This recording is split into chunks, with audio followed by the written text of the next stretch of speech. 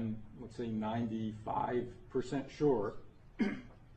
And whether it's a device or not, I would say the electromagnetic emissions indicate that also there's about a 90% chance that it's a functional device, but we really need to do a lot more work.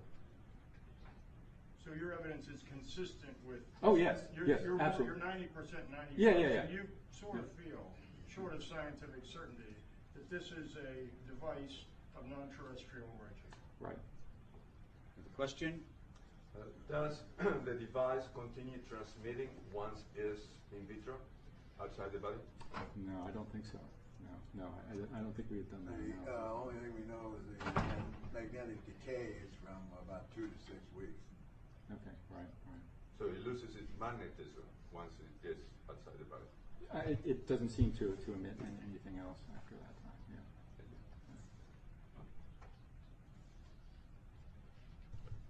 I was just going to say, I met with two generals. One of them has passed away, and they, in private meeting, they both confirmed the abductions were real, and they even stated some of our own people in the Pentagon were being abducted.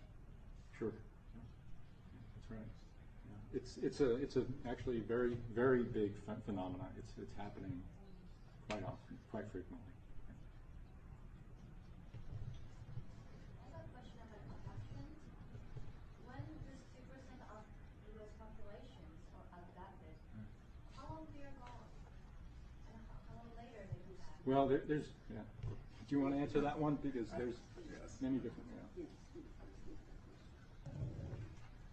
The abduction phenomena involves, in linear time, varying amounts of time. Now, I've studied these cases over a period of number of years. And as you know, the Travis Walton case is a case in which the individual was taken aboard a craft, and it was days later before he was returned in linear time. However, many abductees will report that there is seemingly no time differential between the time they are taken and the time they were returned. There are other things about the phenomena which require a lot more study and better understanding through earthly science. The reports by individuals who are on a craft may see things that are disproportionate to what we see as far as even in linear measurement. A craft from the outside may look like it's one dimension. On the inside, it can look like it's 10 to 15 times the size. So to answer your question, as in linear time, that's the best example I can give. It's either from 0 to the longest known case is about 7 days. Other questions? Question right there. Yes. Yes? Speak up, please. So, when people are gone for 7 days, your families and friends are worried about that, but we don't have so many abduction reports. That's true, because the average abduction case, they are not gone for 7 days. And the Travis Walton case was a rather unusual case, which I won't go into, but the family and the police department of Snowflake, Arizona, were looking for this man. He was a forester, and he was with a crew, and the crew had been taken in and accused of kidnapping and murder. So this is not typical of an ordinary abduction. Our time is short, so we need more. The abduction phenomena, contactee phenomena, is vast. The resources are enormous. You can go out and spend many weeks reading it. If you got a question specific to this implant's extraordinary physics, any questions there? Any more? Okay, would you go ahead and sit down, please? Thank you so much, gentlemen.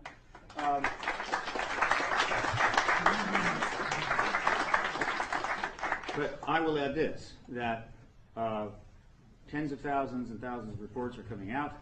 Many of them involve implants. Many of these have been analyzed. They come from in the navel cavities, other parts of the brain, earlobes, arms, and what have you.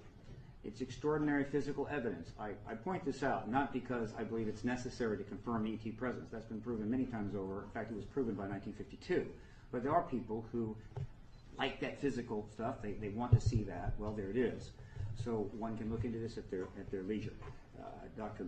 Learwood and Alex will be available afterwards, all right, and you can question them then. Now, I'm going to bring this now to a close. Some housekeeping things very quickly. Alfred and Dr. Alexander, your ride will be waiting for you at 12 directly downstairs. You want to get downstairs out the 14th Street entrance about 5 of 12, and you'll be gone. It's Jeffrey Jenkins, all right? Secondly, all speakers and activists connected to PRG and special PRG guests are to meet in the 4th Estate restaurant for a working lunch for the next few hours. You can go in really any time. They're kind of set up, but we'll get underway around 12. Again, to finish, this is the Paradigm Research Group press conference after the X Conference 2009 held at the Hilton Gaithersburg. It will be held again in April of 2010. I believe, as I've said publicly on many, many radio and television programs, that the Obama administration, through the nature of who they have appointed and other indications and other information I'm receiving, has made a decision to disclose the ET presence. But that is, of course, an assessment. They are certainly not saying anything. All right? However, the window of opportunity is very, very wide. We are encouraging the administration, which has dedicated itself to open and transparent government, to commit the ultimate act of openness and transparency, and to do it immediately before this truth embargo becomes its embargo, and it has to explain its reasons for delay at a critical time in the human race's, how would you say, development on multiple fronts. If it does not disclose by the end of May, this is not a threat or anything, this is fair. Don't threaten the United States government. They're heavily armed. But the first 100 days plus 30, because I have to admit this gentleman came into a rather extensive array of very profound problems. So we're providing an additional 30 days.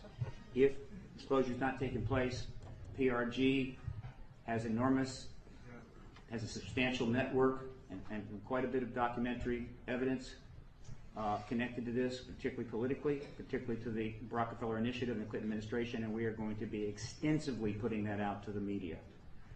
And we're just going to make it as difficult on them as possible. We don't want to, but sometimes that's necessary. And finally, if they choose not to disclose by the end of May and wait, maybe they want June, maybe July, or whenever it's convenient, there is a very real possibility, I believe above 50-50, that another nation will in fact act proactively on their own and disclose the extraterrestrial presence. And they will wake up and they will pick up the Washington Post or the Washington Times, and the headline will read, President Sarkozy of France today will tell the French people about the confirmation of an extraterrestrial presence and provide evidence from the French military files. And we will follow and they will lead. That's what's at issue today. I think it's a pretty big issue.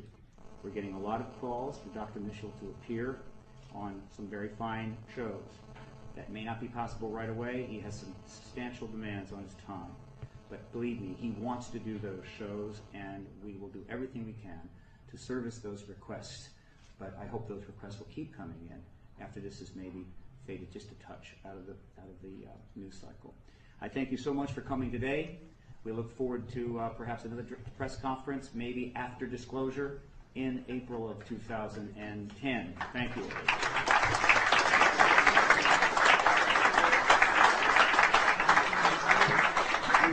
We have press releases up here for Alfred Weber and for Richard Dolan. Thank you. Steve, thank you so much. The ride's waiting, my guy. Everything was good.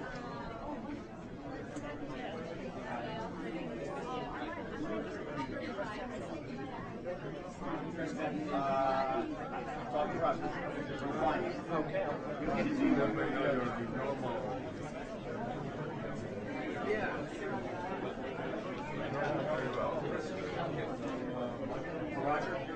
Yeah, you need to get rid of a lot of that. They can certainly get you one by May.